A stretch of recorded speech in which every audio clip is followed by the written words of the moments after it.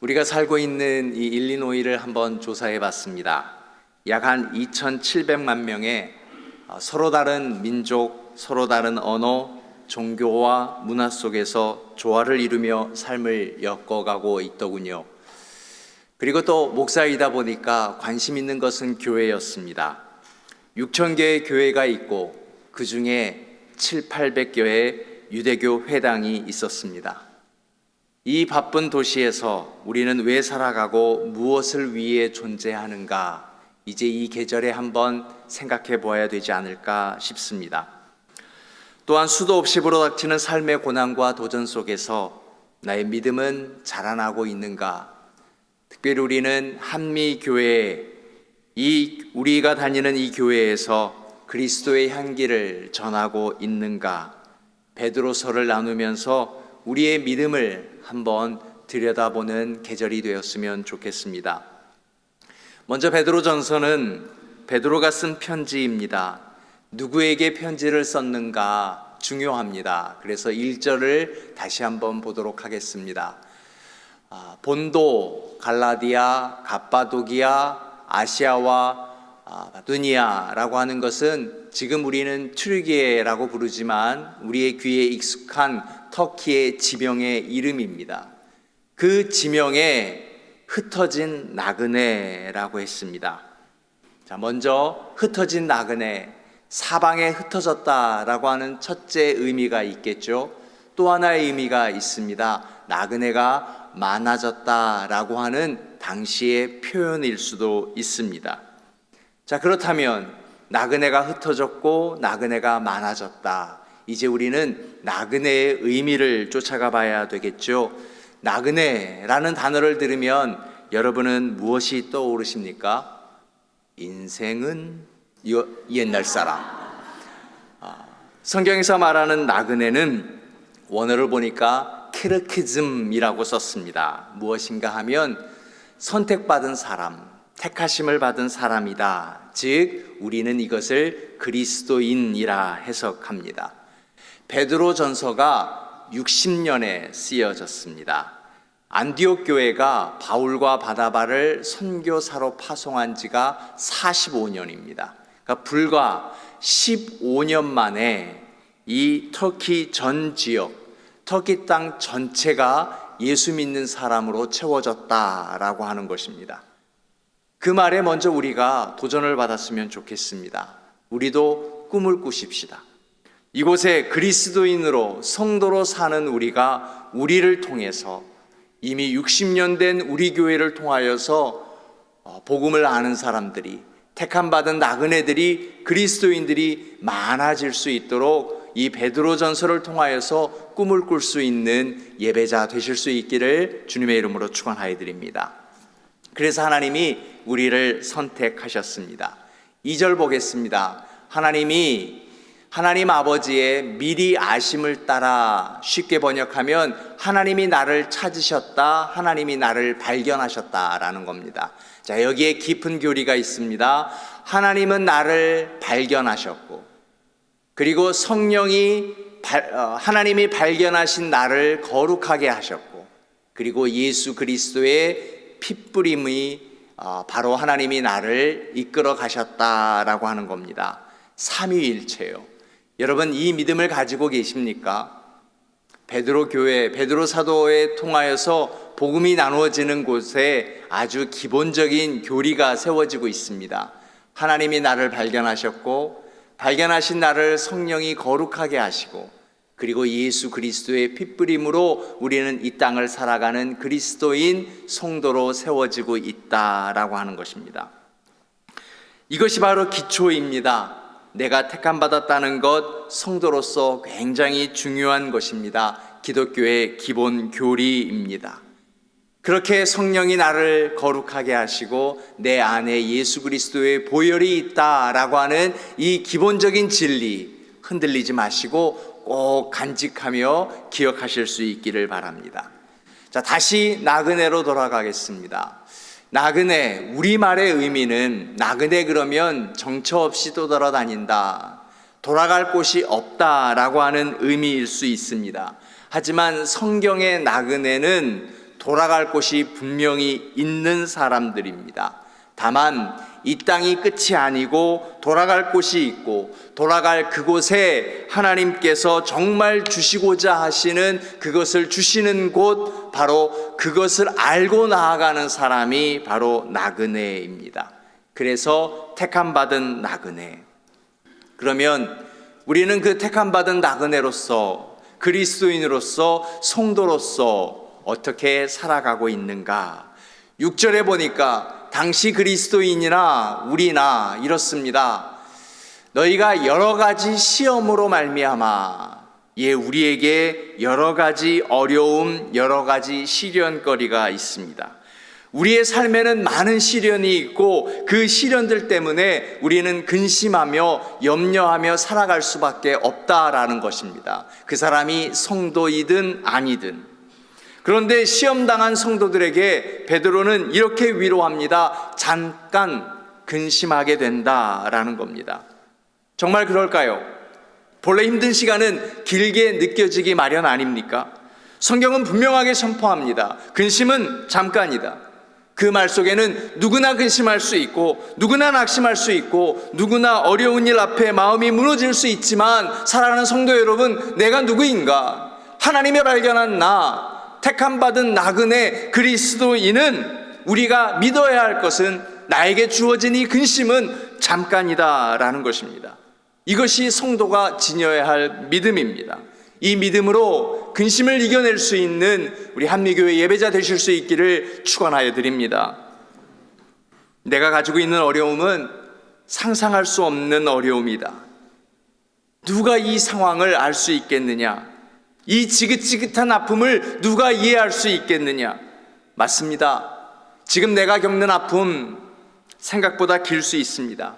내가 생각하는 것보다 오래일 수 있습니다. 예상하는 것보다 훨씬 힘들고 훨씬 긴 고통 계속될 수 있지만, 사랑하는 성도 여러분, 하나님의 눈으로 본, 하나님이 찾으신 나 성도로서 살아가야 할 믿음은, 지금 비록 내가 고통 한가운데 있다 할지라도, 또 앞으로 고통을 겪을지라도, 이 1장 6절에 말씀하시는 것처럼 잠시만의 근심이 되실 수 있도록 우리가 기도하며 예수 그리스도의 핏부림으로 이겨낼 수 있는 믿음이 우리에게 있어야 한다라고 하는 것이 베드로 전서의 말씀입니다. 왜냐? 하나님은 어떤 분인가? 호세아서 6장 1절의 말씀입니다. 하나님은 우리를 낫게 하실 분이십니다. 하나님은 우리를 싸매어 주시고 치료하여 주실 분이십니다. 이 하나님을 믿는 이들이 누구냐? 택함받은 나그네 성도로서 우리가 당한 고난이 있다 할지라도 이것은 잠깐 지나갈 것을 믿으며 싸매어 주시고 치료해 주실 그 하나님으로 돌아가자. 돌아갈 곳이 있는 사람, 하나님께로 돌아가는 사람이 바로 성도다라고 하는 것입니다. 또 하나, 잠깐 근심하지 않을 수 없다라고 하는 것은 이런 의미도 있습니다. 만일 이것이 꼭 필요한 일이기 때문에 하나님께서 근심을 허락하신다라는 것입니다. 내가 당하고 있는 이 지긋지긋함이 어쩌면 하나님 보시기에 지금 나에게 필요한 일일 수 있다라고 하는 겁니다. 그래서 시련 앞에 왜 하나님 나예요? 하나님 또 이래요? 라고 할 것이 아니라, 하나님 꼭 필요한 일이라면 이것이 잠깐일 것이라는 믿음을 가지고 이겨내게 하여 주옵소서. 이 기도가 우리 속에 있어야 한다라고 하는 것입니다. 왜냐하면 이 땅에 일어나는 모든 일은 하나님의 손 아래에 있기 때문에 지금 내가 겪는 이 아픔도 하나님의 간섭하십니다. 나에게 필요한 일을 하나님께서 허락하신 일이다. 이것이 우리의 믿음이 되어야 한다라고 하는 겁니다. 제 딸아이가 아주 어렸을 때였습니다. 아기였을 때요. 그런데요, 귀를 뚫고 왔어요. 제가 깜짝 놀라가지고 물었습니다. 하은아, 괜찮았어? 안 아팠어? 그냥 한 4살, 5살 된 아이가 제게 이렇게 얘기하는 거예요. 아빠, 해야 하는 거잖아. 해야 하는 거면 아픈 것도 참는 거구나. 제게는 복음이었습니다. 하나님이 우리에게 어려움을 주시고 그것 때문에 우리가 근심하고 있다는 것 알고 계십니다. 그렇지만 하나님이 요구하시며 가르치시는 것은 그것은 우리에게 꼭 필요한 일이고 잠깐이라는 것을 가르쳐 주시는 것입니다. 왜냐? 그래야 우리가 성숙하니까. 우리의 믿음이 업그레이드 되어야 되고 하나님이 내 인생을 드라이브해 가시는구나, 이 하나님의 간섭하심을, 하나님이 우리에게 꼭 필요한 일이기 때문에 허락하심을, 그렇게 우리는 성도로 살아가면서 우리의 믿음이 성숙해지는 것을 알아가야 한다라고 하는 것입니다. 여기까지는 시골에 사는 그리스도인들도 다 하는 일입니다. 그런데 우리가 적어도 이 일리노이 대도시에 살아가고 있는데 도시에 사는 그리스도인이라면 어떤 성숙함이 있어야 되는가? 내가 당할 수 있는 시련은 하나님이 내게 허락한 일이고 필요한 일이고, 그래서 잠깐이라는 믿음을 가지고 성숙해 가면서 우리의 믿음은 조금만 더, 하나 더 시련을 기뻐할 수 있는 단계까지 가야 한다라고 하는 겁니다. 성경을 절수로도 읽어보시면 좋지만 때로는 거꾸로 올라가도 그 말씀의 깊이를 깨달을 수 있습니다. 한번 거꾸로 올라가 보죠. 9절 봅니다. 자, 9절은 믿음의 결국을 이야기합니다. 믿음의 결론은 무엇인가? 8절이 미리 얘기했어요. 영광스러운 즐거움으로 기뻐할 수 있어야 된다. 어떻게 믿음은 기쁨으로 나아가는가? 이 믿음은 시련을 잠깐이라고 지나갈 수 있는 믿음을 말하는 것이거든요. 시련을 어떻게 기뻐할 수 있는가? 7절이 이렇게 얘기합니다. 너희 믿음의 확실함은 불로 연단하여도 없어질 금보다 더 귀하여 예수 그리스도께서 나타나실 때에 칭찬과 영광과 존귀를 얻게 할 것이라. 하나님이 우리를 연단하신다라는 겁니다. 금보다 더 귀하게 사용하시려고, 그보다 더 단단하게 하시려고요. 뜨거운 불에 없어질 것이 아니라 믿음은 시련 가운데서도, 우리가 갖고 있는 믿음은 그 뜨거운 맛을 보아도 우리의 믿음이 없어질 것이 아니라 더 단단해질 수 있다라고 하는 것입니다. 그래서 믿음의 단단함으로, 믿음의 강함을 보면서 내게 당하는 어려움을 기뻐할 수 있는 믿음의 경지에 올라라. 이것이 바로 베드로서의 말씀인 것입니다. 그러면 믿음의 강함은 무엇인가? 그 믿음의 강함, 그것은 바로 하나님을 볼 수 있는 믿음입니다. 여러분, 동일하게 시련을 당하고 있지만 시련을 통해서 하나님을 보지 못하고 하나님의 뜻을 알지 못하면 그만 내 인성이 파괴되어 버립니다. 그래서 우리는 그걸 상처라고 얘기하고, 심리학 속에서는 쓴 뿌리, 마음의 상함, 상처의 고통이라고 이야기합니다.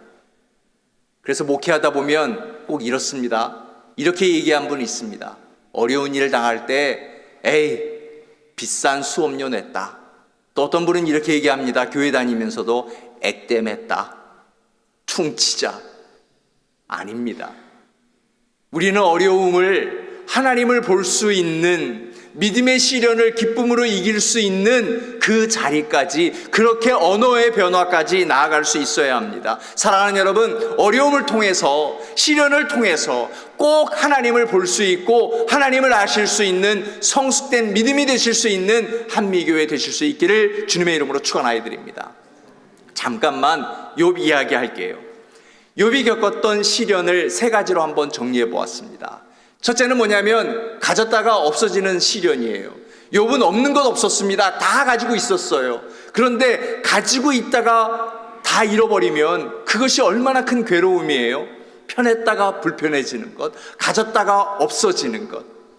그래서 우리가 선교지에 가면 참 불편하고 어려운 것도 이것 때문이죠. 두 번째는요, 주변으로 듣고 있는 부당한 시련이에요. 이처럼 낙심되는 것 없는 것 같아요.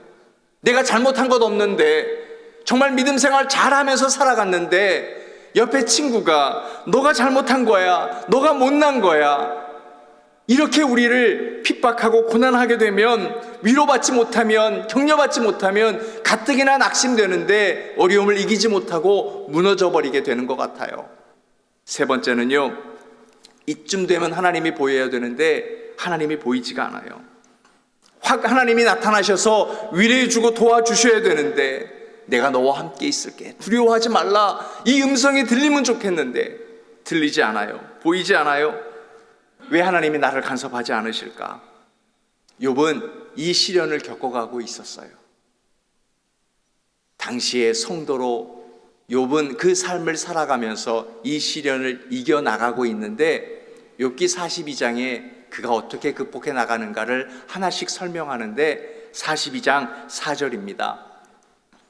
내가 말하겠사오니 주는 들으시고, 욥이 기도하고 하나님이 들으시고 하나님과 대화가 이어가고 있는 겁니다. 그 가운데 하나님과의 관계가 단절되지 않았어요. 어려움 가운데 욥은 다시 하나님과의 관계가 회복되면서 하나님과 대화를 이어가고 있습니다. 그랬더니 금방 5절에 내가 주께 대하여 귀로 듣기만 하였사오니 이제는 눈으로 주를 배웁니다. 그동안의 욥은 간접 경험이었어요. 그런데 시련을 통해서 하나님을 직접 만나는 직접 경험의 축복을 누리고 있는 겁니다. 그리고 나서 6절입니다. 그러므로 내가 스스로 거두어드리고 티끌과 재 가운데 회개하나이다. 하나님을 보았어요. 하나님을 만났어요. 하나님을 만난 사람의 첫 번째 반응은 회개입니다. 원망이 아닙니다. 시련 가운데 회개하고 있어요. 이게 기쁨입니다. 사랑하는 여러분, 우리가 여기까지 나갔으면 좋겠습니다. 시련 가운데 회개할 수 있는 욥. 그래서 믿음이 강해져서 하나님을 보던 믿음으로 나아가는 것, 이것이 믿음의 강함, 하나님을 볼 수 있고 알 수 있는 믿음, 시련을 기쁨으로 이겨낼 수 있는 믿음이었다라는 겁니다. 그래서 이 말씀으로 베드로 사도는 1장 8절에 시련을 통해서 믿음이 생겼고, 그리고 믿음을 통해서 주님이 보였기 때문에 그 문제가 해결되었고 기뻐할 수 있다고 우리에게 전달하고 있는 겁니다. 이 믿음의 결국은 다시 순서대로 보면, 이제 8절을 지나 9절을 보면 믿음의 결국은 영원의 구원을 받음이라. 그렇습니다. 하나님이 왜 우리에게 잠깐 있을 이 시련이 왜 꼭 필요하냐고 허락하냐면, 나를 통해서 한 영혼을 구원하기 위하기 때문입니다. 하나님이 원하시는 것은 이것이에요. 성도로 사는 우리는 구원받지 못한 사람과 똑같은 일에 실망하지 않습니다. 똑같은 일에 낙심하지 않습니다. 이건 꼭 잠깐이고 필요한 일이고 우리의 믿음이 강해져서 하나님을 볼 수 있기 때문인데, 우리가 하나님을 보게 되면 우리의 관심은 나에게서 멈추는 것이 아니라 그렇게 다른 영혼까지 흘러갈 수 있다라고 하는 것입니다. 우리의 관심은 한미교회로만 끝나는 것이 아니라 우리 교회를 통하여서 하늘문 교회, 우리 교회를 통하여서 난민과 도시의 노숙자들과 우리의 주변의 이웃들까지 흘러갈 수 있다라고 하는 겁니다. 이것이 우리의 믿음이고, 이 시대의 도시에 사는 우리가 성도로서 살아가면서 품어야 할 마땅한 일이다라고 하는 겁니다. 신기한 일입니다. 총구석 출신 목수, 그것도 30이 갓 넘은 청년 예수를 오늘날까지도 사람들이 주님으로 고백하니 말입니다. 2000년 전 사람들만 예수를 삶의 현장에서 만나고 인생이 변한 것이 아닙니다. 2000년이 지난 오늘날에도 예수가 자신의 삶을 변화시켰다는 이야기가 우리의 귓가에 들려오고 있습니다. 신기한 일입니다. 예수를 만났다는 사람들의 이야기를 들어보면 그들의 상징이나 사상이 아니었습니다. 지금도 마치 그분이 살아계셔서 사람들과 만나는 이야기가 우리 속에 들려오고 있습니다. 신기한 일입니다. 예수님을 만난 사람들은 자기만 생각하는 자기 중심적인 것을 벗어나서 지금 이 시대의 도시에 사는 사람들도 이웃을 위해 사는 법을 배웁니다. 눈앞에 보이는 것만 매달렸는데 이제는 눈에 보이지 않는 가치와 세계를 위해서 살아갑니다. 받고 얻는 것으로 기뻐하던 사람들이 주고 나누며 기뻐하는 사람으로 변화가는 것입니다. 오늘 이 신기한 일들이 우리에게도 일어날 수 있습니다. 지금 이 순간에도 나를 찾아오시는 예수님을 만나실 수 있기를 바랍니다. 누구도 모르는 고통 한가운데로, 타들어가는 영혼의 갈증을 가진 외로움 속으로, 무한 경쟁의 전쟁터 같은 현장에서 껍데기만 남는 종교 생활 속으로, 그리고 바쁘고 피곤한 일상 한가운데로 예수는 우리를 만나러 오시는 것입니다. 그렇게 나를 발견하십니다. 그분을 향해 마음을 열어보십시오. 나를 찾아오시는 예수님을 향해 마음을 열 때 지난 2000년간 수많은 사람들이 경험했던 신기한 일들이 오늘 나에게도 일어나게 될 줄로 믿습니다. 오늘 또 수많은 사람들이 예수를 만납니다. 그리고는 그를 만나 자신이 어떻게 바뀌었는지 주변 사람들에게 전합니다. 이 아름다운 이야기는 끝이 없지만 들어도 지루하지 않습니다. 2000년 전에 예수를 만난 사람들의 이야기는 오늘날 예수님을 만난 사람들의 이야기로 계속 이어지고 있습니다. 우리들의 이야기도 그 이야기 중에 하나가 되었으면 좋겠습니다. 그리하여 우리들의 이야기가 이 사랑 없는 시카고를 사랑으로 채워나가는 그분의 이야기의 소중한 한 부분으로 되어서 이 신기한 이야기를 다음 세대로 이어가는, 앞으로 60년을 지나가는 그 교회, 그 중심에 서 있는 교회, 그 일을 마땅한 사명으로 여기고 함께 나아가는 그런 예배 공동체 되는 한미교회 예배자 되실 수 있기를 주님의 이름으로 축원하여 드립니다. 하나님, 베드로 사도는 흩어져 있는 그리스도인, 그래서 성도들이 이 땅을 살아가면서 우리가 겪는 어려움을 어떻게 믿음으로 이겨내야 되는지, 잠깐이고 하나님이 허락하신 일이고, 그리고 이 시련을 기쁨으로 여길 수 있으며 시련을 통해 하나님을 알고 하나님을 보라라고 했습니다. 하나님을 보아야 하는 것은 나를 통해서 구원의 역사가 나타나야 되기 때문에 그렇습니다. 하나님, 그 역사가, 그 이야기가 오늘 우리를 통해서, 우리 한미교회를 통해서 또 한 번 시작될 수 있도록 인도하여 주옵소서. 이제 우리에게 있는 이 어려움 잠깐이며 이겨낼 수 있으며 하나님이 허락하신 일이며 우리 교회를 통하여서, 나를 통하여서 하나님이 보여질 수 있도록 인도하여 주옵소서. 그렇게 기쁨으로 신앙생활 할 수 있게 하시며 우리가 살아가고 있는 이곳에서 성도로 살아간다는 것이 어떠한 의미인지, 나를 통해서 또 다른 이야기를 시작하실 그 하나님을 기대하며 삼위일체 하나님을 믿으며 나아가는 복된 한미교회요, 그 안에 믿음을 지키는 우리 한 사람 한 사람 될 수 있도록 주여 저희들을 다스려 주옵소서. 예수님의 이름으로 기도드립니다. 아멘.